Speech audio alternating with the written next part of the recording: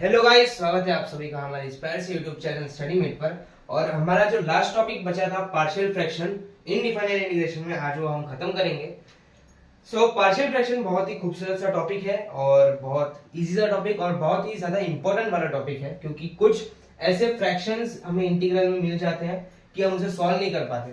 तो जो फ्रैक्शंस हम नॉर्मल मेथड से सॉल्व नहीं कर पाते, हम वो पार्शियल फ्रैक्शन की मदद से सॉल्व कर सकते हैं।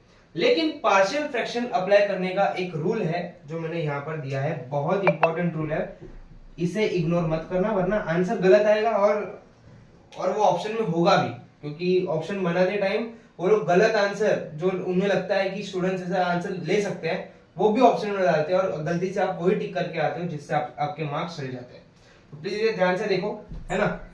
जब आपको कोई दिख जाए, कोई दिख जाए नहीं, कोई सम दिख जाए जिसमें ऐसा फ्रैक्शन है और डिग्री, ध्यान से सुनना, degree of f of x should be less than degree of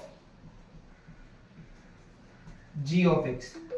अब डिग्री क्या होता है, डिग्री क्या होता है आपको पता है? नहीं पता तो मैं भी बताता हूं, लेकिन इतना ध्यान रखना, पार्शियल फ्रैक्शन तभी अप्लाई करना है जब जो न्यूमरेटर वाले की डिग्री डिनोमिनेटर वाले से कम हो। न्यूमरेटर वाले की डिग्री डिनोमिनेटर वाले से कम हो, तब हम ऐसे फ्रैक्शंस में पार्शियल फ्रैक्शन मेथड लगा के इसे सॉल्व करेंगे। और हाँ, डिग्री में बताता हूं, पहले मैं ये सारे जो फॉर्म्स है वो बता देता हूं। जब आपको ऐसा दिखे कि P X plus Q upon x minus A upon x minus B, या फिर पी क्यू ए बी, ये सारे कांस्टेंट है, इसके अलावा कोई भी नंबर हो सकता है, 2x प्लस 1 हो सकता है, यहाँ पर x minus 2 into x minus 3 हो सकता है, कुछ भी हो सकता है नंबर। तो हम इसे तोड़ेंगे, हम इसे तोड़ के दो एडिशनल फॉर्म्स में लिखेंगे। एक होगा a upon x minus a, एक होगा b upon x minus b. a और b हमें ढूंढना है, a और b हमें ढूंढना है। कैसे ढूंढेंगे वो हम एग्जांपल्स के थ्रू समझेंगे। पहले ये सब ध्यान से सुन लो और नोट कर लो, इंपॉर्टेंट है। और ये सब आपको शॉर्ट नोट्स में भी मिल जाएंगे वेबसाइट पर। और अगर ऐसा कोई फॉर्म मिल जाए कि ऊपर एक क्वाड्रेटिक इक्वेशन है और नीचे तीन तीन ऐसे ब्रैकेट्स में आपको ऐसे मल्टीपल्स दिख रहे हैं, एक ऊपर क्वाड्रेटिक इक्वेशन दिया है, यहाँ पर समझो दिया है x minus 2 x minus 3 x minus 4, तो कुछ भी a b c कुछ भी हो सकता है। अगर ऐसे ब्रैकेट्स में तीन ऐसे दिख गए तो आपको इसे तीन टुकड़ों में तोड़ना है, ऐसे आपको ऐसे कन्वर्ट करना है और a b और c हम ढूंढेंगे। कैसे ढूंढेंगे वो मैं एग्जाम्पल के थ्रू बता दूंगा। यहाँ पर भी देखो, अगर ऊपर आपको पी एक्स प्लस क्यू ऐसा कोई एक्सप्रेशन दिख जाए, नीचे एक x minus a raise to 3 दिख जाए, 3 है तो हमें तीन भाग में तोड़ना है इसे। एक बार आएगा x माइनस, एक बार आएगा x माइनस a का स्क्वायर, एक बार आएगा x माइनस a का क्यूब, ऐसे, और a b और c हम ढूंढेंगे। वैसे ही आपको ये सब अगर ऐसे फॉर्म में कोई दिख जाए कि ऊपर एक क्वाड्रेटिक है, नीचे एक एक्सप्रेशन है मल्टीप्लिकेशन में और एक क्वाड्रेटिक इक्वेशन दिया है, अगर ऐसा आपको कोई टर्म मिल जाए तो आपको ऐसे तोड़ के लिखना है इसे। कैसे हम ये सब सॉल्व करने वाले हैं मैं आपको in the form of example समझाऊंगा। तो आगे बढ़ते हैं। पहले तो हम डिग्री कैसे निकालेंगे वो समझेंगे। अब देखते हैं कि हम डिग्री कैसे ढूंढ सकते हैं। तीन इक्वेशंस मैंने आपके सामने प्रस्तुत की हैं, तीन इक्वेशंस, ये तीन इक्वेशन सॉरी चार इक्वेशंस आपको दिख रहे होंगे। अब इसमें डिग्री कैसे निकालें? अब आपको हर एक इक्वेशन को देखना है और हर एक इक्वेशन में जो हाईएस्ट पावर है वो आपका डिग्री होगा। फॉर एग्जांपल अगर मैं इस वाले इक्वेशन की बात करूं, इसमें x का हाईएस्ट पावर कहां है? ये यहाँ पर 1 है, यहाँ पर x है, यहाँ पर x⁴1 दिख रहा है आपको, तो यहाँ पर इसका डिग्री क्या है? 1 है।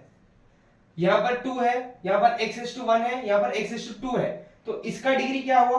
2। x की हाईएस्ट पावर, x की हाईएस्ट पावर, या फिर कोई भी यहाँ पर y के टर्म्स में कौन से भी टर्म में अगर इक्वेशन दिया हो, y के टर्म्स में कौन से भी टर्म में दिया हो, अगर हाईएस्ट पावर जो उसकी है वो आपका डिग्री होगा। यहाँ पर 2 है तो ये आपकी 2, इसका डिग्री 2 है।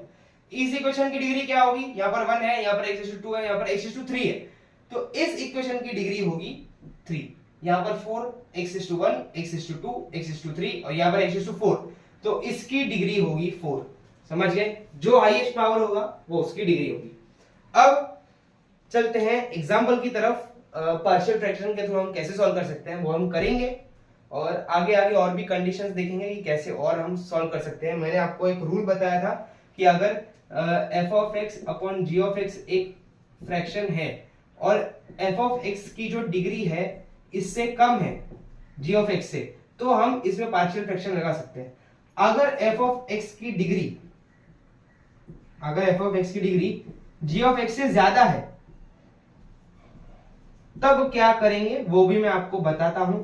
ऐसे अगर कंडीशन आपको मिल गई तो क्या करेंगे वो मैं आपको बताता हूं कि कैसे करेंगे। डिग्री का आपको फंडा आपको समझ में आ गया होगा होपफुली। तो चलिए एग्जाम्पल की तरफ बढ़ते हैं।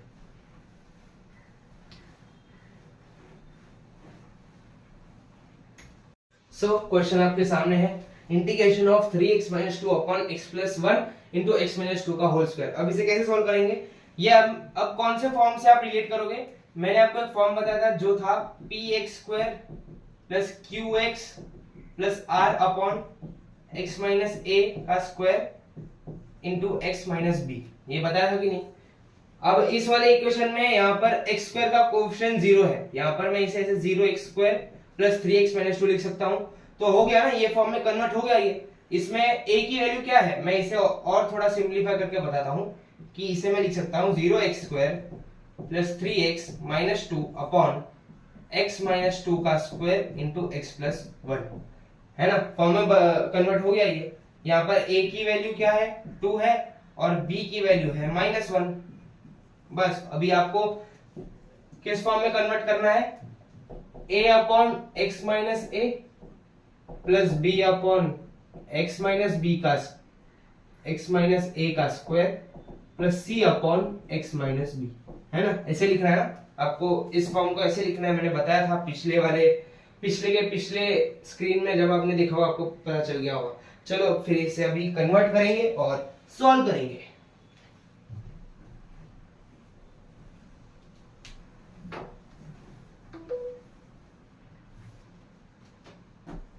चलो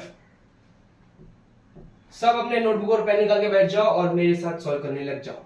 तो अब इसे कैसे लिखेंगे, 3x minus 2 upon x minus 2 का square into x plus 1 is equal to a upon x minus 2 plus b upon x minus 2 का square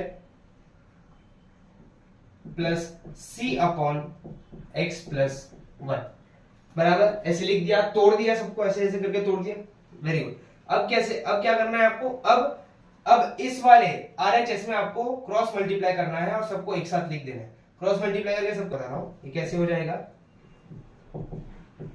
square plus b into x minus 2 upon x minus 2 into x minus 2 का square plus c upon, कैसे करना है सिर्फ ध्यान से देखो कि मैं एलसीएम कैसे कर रहा हूं। इसमें से x माइनस 2 कॉमन लो और एक कैंसिल कर दो, तो कैसे हो जाएगा ये, x minus 2 plus b upon एक कैंसिल हो गया तो ये होगा x माइनस 2 का square plus c upon x plus 1। अब c से क्रॉस मल्टीप्लाई करो, कैसे हो जाएगा ये, a इंटू एक्स माइनस 2, है ना, a into x minus 2 into x plus 1 plus b into x plus 1 plus c into x minus 2 का स्क्वायर अपॉन एक्स माइनस 2 का square into x plus 1। Cross multiply कर लिया। इसे अब इससे equate करेंगे, हम किससे इक्वेट करेंगे, LHS से। हमने पहले इसको हमारे ओरिजिनल फॉर्म में हमने कन्वर्ट किया जिससे कि a b c आ जाए, और बाद में हमने इससे क्रॉस मल्टीप्लाई किया। क्रॉस मल्टीप्लाई करने के बाद वापस हम इससे इक्वेट करेंगे। चलिए इक्वेट करते हैं। मैं ये रफ कर दे रहा हूं, जो एक्स्ट्रा पार्ट है जो सॉल्व करने में हमने कर दिया है ये। तो क्या हो जाएगा जरा देखना, 3x minus 2 is equal to a into x minus 2 into x plus 1 plus b into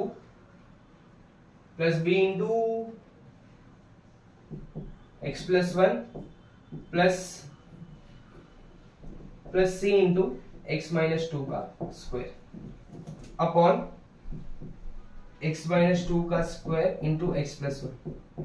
यहां से देखो कि ये आपका कैंसिल हो गया। अब क्या बचा है, इसे भी मैं रफ कर देता हूं।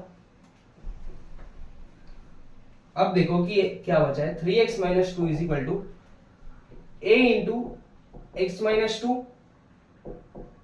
x प्लस 1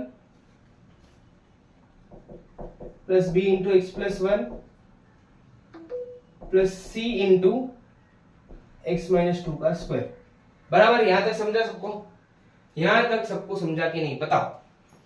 समझा? ये यहां तक समझा मैं कैसे किया? पहले मैंने इसे अपना जो मैंने जो फॉर्म बताया आपको, 6 फॉर्म्स बताए, उसमें से ये एक फॉर्म था, तो उस फॉर्म में मैंने इसे लिख दिया, एबीसी के फॉर्म में लिख दिया। बाद में इन सबका मैंने क्रॉस मल्टीप्लिकेशन किया, एलसीएम लेके सबको एकदम ले लिया और सबका डिनोमिनेटर मैंने सेम किया। डिनोमिनेटर सेम करने के बाद मैंने एलएचएस और आरएचएस दोनों के डिनोमिनेटर को कैंसिल किया। अब सिर्फ न्यूमरेटर बचा और दोनों को इक्वल कर दिया। अब क्या करना है? अब पहले ए के पास जाओ। ए के पास गए, अब ए में से कौन सा भी एक ब्रैकेट देखो, कौन सा भी एक, दोनों नहीं, कौन सा भी एक ब्रैकेट देखो। समझो मैंने देखा x माइनस 2 में, x माइनस 2 जीरो कब होगा? x माइनस 2 जीरो कब होगा? x माइनस 2 जीरो होगा जब x की वैल्यू 2 होगी। तो चलो पहले लिखो for x is equal to 2। जब मैं यहां पर x इज इक्वल टू 2 डालूंगा तो पूरा का पूरा a 0 हो जाएगा, पूरा का पूरा c 0 हो जाएगा, है कि नहीं? तो हम इससे अब b की वैल्यू निकाल सकते हैं। तो यहाँ LHS और RHS दोनों में x की वैल्यू 2 डाल दो। अगर मैं यहाँ पर x की वैल्यू 2 डालूं तो क्या होगा? 3 2 6, 6 माइनस 2 4, तो यहाँ पर 4 आ जाएगा। और b इंटू x की जगह पर 2 डालो, 2 प्लस 1 3, तो b की वैल्यू आ गई 3/4। b की वैल्यू क्या आ गई? 3/4। अब ऐसे करते करते हम a और c ढूंढेंगे। ये मैं रफ कर रहा हूं।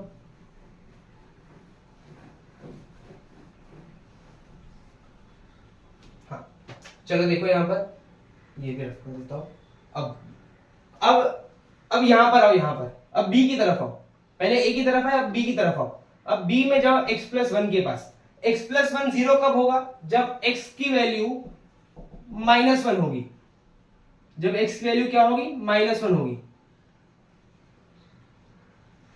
हाँ, अब जब मैं x की जगह पर -1 डालूंगा, जब मैं x की जगह पर -1 डालूंगा तो ये वाला पार्ट 0 हो जाएगा, है ना? तो पूरा का पूरा a भी 0 हो जाएगा, पूरा का पूरा b भी 0 हो जाएगा। अब क्या बचा? सिर्फ c। तो for x is equal to -1, यहां पर डालो x equal to -1, -3 -2 -5 is equal to x के ऊपर -1 डालो, c इंटू -3 का स्क्वायर, यानी कि -5 इंटू c इंटू 9, c हो गया -5/9। समझ गए? c की वैल्यू आ गई। इसमें इस पूरे इक्वेशन में आप कुछ भी डाल सकते हो, 1 2 3 4 0 कुछ भी डाल सकते हो, क्योंकि अब अगर मैंने x इज इक्वल टू 2 डाला, 1 डाला, क्योंकि यहाँ पर दोनों सेम आ रहा है। अब हमें क्या निकालना है? a निकालना है। सॉरी, a निकालने के लिए अब हम पूरे इक्वेशन में, मैं यहाँ पर वैल्यूज नोट करके रखता हूँ। c की वैल्यू है -5/9। इसे मैं रफ कर देता हूँ, अब डालो x की value 0 for x is equal to 0। यहां पर x इज इक्वल टू 0 डालो तो क्या हो जाएगा? -2। यहां पर 0 डालोगे तो क्या हो जाएगा? -2 और ये 1 ही हो जाएगा, तो ये हो जाएगा -2a प्लस, यहां पर 0 डालोगे तो सिर्फ b हो जाएगा, प्लस यहां पर 0 डालोगे तो -2 का स्क्वायर यानी कि 4c हो जाएगा। ये इक्वेशन बन गई। अब हमारे पास b और c की वैल्यू है ही, तो चलो -2 प्लस b, नहीं -2 minus b minus 4c is equal to -2a। Minus common लिए कैंसिल कर देते हैं, तो 2 plus b plus 4c is equal to 2a, है ना? अब 2 प्लस b की वैल्यू क्या है? 3/4 प्लस 4 की वैल्यू क्या है? -5/9 इज इक्वल टू 2a। बस अब सॉल्व करो, 4 2 8, 8 प्लस 3 11, 11/4, और ये है -20/9। एलसीएम ले लो, -99 प्लस 80, -99 प्लस 80 है 90, -99 प्लस 80, हाँ -19, एक सेकेंड, ये होगा 4/3, ये होगा 4/3, तो ये मैं रफ कर देता हूँ। 2 plus 4/3 plus 4 into -5/9 is equal to 2a। 3 2 6, 6 plus 4 is 10, तो 10/3 minus 20/9 is equal to 2a। 90 minus 80 नहीं 90 माइनस 60, 90 माइनस 60 कितना होता है 30 upon 27 is equal to 2a। 2 15 जार, 3 5 जार, 3 9 जार, तो a की वैल्यू आ गई 5/9। तो a b और c की वैल्यू है हमारे पास, बस अब इस इक्वेशन में डाल दो, बस अब इक्वेशन में डाल देना, कुछ नहीं। हमारा ओरिजिनल फॉर्म क्या था? ओरिजिनल फॉर्म क्या था जरा बताओ? हमारा ओरिजिनल फॉर्म था integration of 3x minus 2 upon x minus 2 का स्क्वायर इंटू x प्लस 1, यही था ना? हमने इसे किसमें कन्वर्ट किया था? Integration of a upon x minus 2 plus integration of b upon x minus 2 का square plus integration of c upon x plus 1, यही था। अब a b c की वैल्यू डाल दो सब में। a की वैल्यू क्या है? 5/9, a की वैल्यू आई थी 5/9, तो integration of 5/9 upon x minus 2 plus integration of minus 5/9 upon b की वैल्यू 4/3 है, 4/3 अपॉन x माइनस 2 का square plus integration of c की वैल्यू है माइनस 5/9 अपॉन x प्लस 1, सब में dx dx dx भी आएगा। बस अब तो आप ये सॉल्व कर ही सकते हो, कांस्टेंट को बाहर निकाल दो, ये हो गया 5/9 integration of 1 upon x minus 2। ये तो हमारा जूना फॉर्म में बदल गया, ये तो आपके पड़ोस वाले बच्चे को भी आता है, अगर आपको नहीं आता तो शर्म आनी चाहिए। सर हम तो बेशरम है, क्या ही बोले अभी। बस अब लॉग लेके खत्म कर दो, ये आपका जो पहले वाला नॉर्मल फॉर्म है उसमें आ गया है। बेसिकली हमसे सॉल्व हो नहीं रहा था, बहुत डिफिकल्ट फ्रैक्शन था, तो हमने इसे 3 पार्शियल फ्रैक्शन में तोड़ दिया। अब ये 3 पार्शियल फ्रैक्शन में तोड़ दिया तो a b c अलग अलग वैल्यूज आ गई। अब a b c में हमने इस इक्वेशन की मदद से ढूंढ ली, a b c को यहाँ पर रख दिया, कांस्टेंट को बाहर निकाला, और इसे हम अभी लॉग या फिर और कोई फॉर्म जो फॉर्मूला से उसे सॉल्व कर सकते हैं डायरेक्ट एक ही स्टेप में। बाद में आप कैसे निकालेंगे? ये ओरिजिनल फॉर्म में सबको आता है ना? 5/9 बाहर आ गया, लॉग होगा 1 अपॉन x है, तो log of x minus 2 plus 4/3 है और 1 अपॉन x माइनस 2 का स्क्वायर है, 1 अपॉन x माइनस 2 का स्क्वायर है, तो हो जाएगा -2 -1 और नीचे भी -1, तो ये बेसिकली हो जाएगा -1 upon x minus 2। Basic integration है, बेसिक इंटीग्रेशन, तो ये हो जाएगा -4/3 इंटू x माइनस 2, और यहां पर होगा -5/9 और ये भी लॉग हो जाएगा, है कि नहीं? समझ में आया कि नहीं? बहुत इजी था ये सम तो, और आगे भी ऐसे और इजी सम्स आएंगे, तो टेंशन लेने की जरूरत नहीं है। आई होप कोई समझ में आ चुका है। अब और एक सम करेंगे, क्लैरिटी के लिए और एक सम करेंगे। चलो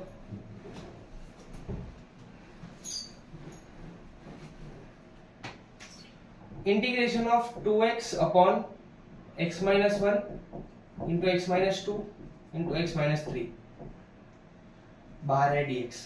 अब इसे कैसे सॉल्व करेंगे? सेम टू सेम, ये कौन सा? ये अपना पहला ही फॉर्म है, जो मैंने आपको फॉर्म बताए हैं इसमें से ये पहला ही फॉर्म है। अब इसे कैसे तोड़ेंगे? 2 को बाहर निकाल दो, तो ये बन गया x upon x minus 1 x minus 2 x minus 3। इसे कैसे तोड़ोगे? a upon x minus 1 plus b upon x minus 2 plus c upon x minus 3। पहला वाला फॉर्म था ना, integration of px plus q x minus a into x minus b।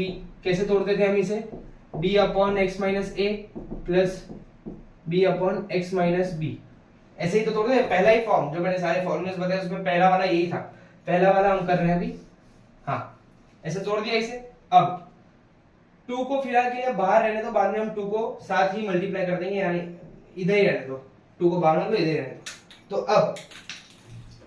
अब कैसे? अब a b c की वैल्यू निकालनी है। पहले आप क्रॉस मल्टीप्लाई करो, क्या मिलेगा आपको? 2x x माइनस 2 और x minus 3 is equal to cross multiply करोगे तो हो जाएगा a into x minus 2 into x minus 3 plus b into x minus 1 into x minus 3 plus c into x minus 1 into x minus 2। जो इसके नीचे है वो यहाँ पर नहीं आने वाला। अगर यहाँ पर एक्स माइनस 3 है तो c की बाजू में एक्स माइनस 3 नहीं आएगा। सिर्फ ये वाले टर्म के लिए शॉर्टकट है, हमेशा नहीं यूज होता। जैसे कि पिछले सम में हम ये सब यूज नहीं कर सकते, पिछले सम में हमें क्रॉस मल्टीप्लाई करना ही पड़ेगा। हाँ, तो यहाँ पर डिनोमिनेटर में क्या आ जाएगा, डिनोमिनेटर में ये पूरा का पूरा सेम टू सेम जैसा था वैसे आ जाएगा और ये पूरा का पूरा डिनोमिनेटर कैंसिल हो जाएगा। अब ये न्यूमरेटर कैसे बन गया, 2x is equal to a into x minus 2 into x minus 3 plus b into x minus 1 into x minus 3 plus c into x minus 1 into x minus 2। अब पहले a के पास आओ, a के पास आकर देखो x की जगह पर अगर मैं 2 डाल दूं तो पूरा a 0 हो जाएगा और पूरा c 0 हो जाएगा। तो डालो for x is equal to 2। आप x कुछ भी डाल सकते हो, पर मैं देख रहा हूं कि डायरेक्टली 0 हो जाएगा तो मेरे लिए इजी पड़ जाएगा। x इज इक्वल टू 2 यहां पर डालो तो ये हो जाएगा 4, a 0 हो गया। b में एक यहां पर 2 डालोगे तो ये 2 माइनस 1 1, यहां पर 2 माइनस 3 माइनस 1 तो ये हो गया माइनस b, c पूरा का पूरा 0, तो सिर्फ b बचा तो b की वैल्यू आ गई माइनस 4, है कि नहीं। अब for x is equal to यहां पर डालो 3 आ गया, a वापस 0 हो जाएगा और b 0 हो जाएगा, तो x इज इक्वल टू 3 डालो यहां पर तो 6 हो गया, a 0 हो गया, b भी 0 हो गया, 3 माइनस 1 1 सॉरी 3 माइनस 1 2 और 3 माइनस 2 1, तो ये हो गया 2c, तो c की वैल्यू हो गई 3। अब वैसे ही for x is equal to यहां पर डाल दो 1 डाल दो तो c पूरा 0 हो जाएगा और b पूरा 0 हो जाएगा। यहां पर 1 डाल तो ये 2 बचेगा, 1 माइनस 2 माइनस 1 1 माइनस 3 माइनस 2 तो 2 2 है, तो a की वैल्यू 1 आ गई, है ना। समझ गया आपको, a b और c की वैल्यू मिल गई। बस अब हमें इसी इक्वेशन में डालना है, तो integration of 2x x minus 1 x minus 2 और x minus 3, integration of a की वैल्यू क्या है 1, तो 1 upon x minus 1 dx plus b की वैल्यू क्या है माइनस 4, तो x minus 2 dx plus c की वैल्यू क्या है 3, तो 3 अपॉन x माइनस 3। अब ये डायरेक्ट इंटीग्रेशन है तो आंसर क्या हो जाएगा इसका, log of x minus 1 minus 4 log of x minus 2 plus 3 log of x minus 3।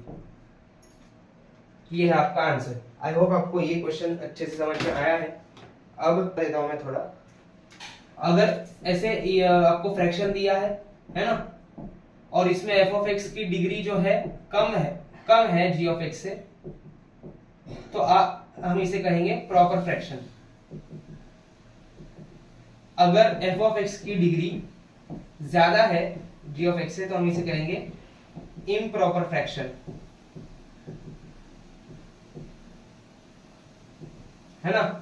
हम इसे कहेंगे इम्प्रॉपर फ्रैक्शन। अगर इम्प्रॉपर फ्रैक्शन है यानी कि f ऑफ x की डिग्री g ऑफ x से ज्यादा है, अगर integration of f of x upon g of x दिया है और f ऑफ x की डिग्री ज्यादा है, तो हम इसे कैसे तोड़ेंगे, हम इसे तोड़ेंगे quotient plus remainder upon g of x। यानी कि जो कोशेंट है हम इसे बेसिकली ये कांस्टेंट है तो कोई x के टर्म में होगा तो ये बेसिक इंटीग्रेशन होगा, और यहां पर हम पार्शियल फ्रैक्शन लगाएंगे। यहां पर ये रिमाइंडर की वैल्यू ऑफ कोर्स जो होगी वो उसका जो रिमाइंडर की डिग्री होगी g ऑफ x से कम ही होगी, तो यहां पर हम पार्शियल फ्रैक्शन लगा सकते हैं। तो फाइनली अगर f of x upon g of x integration आ गया और f ऑफ x की जो डिग्री है वो g ऑफ x से ज्यादा है, तो हम इसे कैसे तोड़ेंगे, हम इसे तोड़ेंगे quotient plus remainder upon g of x, जहां पर कोशेंट को हम नॉर्मली इंटीग्रेशन कर लेंगे और यहां पर हम पार्शियल फ्रैक्शन लगाएंगे। सो डीपीपी में आपको ऐसे वाला क्वेश्चन मिलेगा जिसमें आपको इम्प्रॉपर फ्रैक्शन इम्प्रॉपर फ्रैक्शन में आपको क्वेश्चन मिल गया और आपको कोशेंट और रिमाइंडर में आपको रिजॉल्व करके करना है, वो आपको डीपीपी में ऐसे क्वेश्चंस जरूर मिलेंगे। तो आप वहाँ पर जाकर सॉल्व कर सकते हो। और वो आपको ये लेक्चर समझ में आया होगा। और ये इंडिकेशन का लास्ट लेक्चर था, इनडिफाइंड इंडिकेशन का, और डिफाइंड इंडिकेशन का लेक्चर्स आएंगे। अगला चैप्टर मैं स्ट्रेट लाइन सोच रहा हूँ, क्योंकि कब से हम कैलकुलस कर रहे हैं, तो स्ट्रेट लाइन थोड़ा चेंज ऑफ टॉपिक होगा। और अभी आपकी बोर्ड्स भी आ रही है, तो बोर्ड्स में भी अभी वीडियोस आना चालू हो जाएंगी।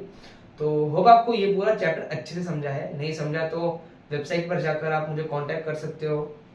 कोई अगर आपको स्लॉट बुक करना है, स्लॉट बुक कर सकते हो। गूगल फॉर्म्स दिया है, उसमें भी आप डाउट पूछ सकते हो। और कमेंट सेक्शन में भी है, वहाँ पर भी आप डाउट पूछ सकते हो। तो सवाल पूछने की कमी नहीं है, सवाल पूछिए, जवाब आ जाएंगे। और साथ ही में प्रैक्टिस चालू रखिए, डीपीपी सारे के सारे सॉल्व करिए। हाँ, मैं जानता हूँ एक से डीपीपी नहीं आए, वो आ जाएगी। और फॉर्मूला शीट तो दी है, उसे रिविजन करिए। तो ये चैप्टर इंपॉर्टेंट है एमएसटी सीईटी में, पक्के से 3 से 4 क्वेश्चन पक्का आएंगे इस चैप्टर से। तो पूरा एकदम डिटेल में मैंने समझाया है, आप भी डिटेल में एकदम सॉल्व करिए, तो आपको ही क्वेश्चन आ जाएंगे। चलिए, थैंक यू, आज के लिए यहीं तक। जय श्री कृष्ण, राधे राधे।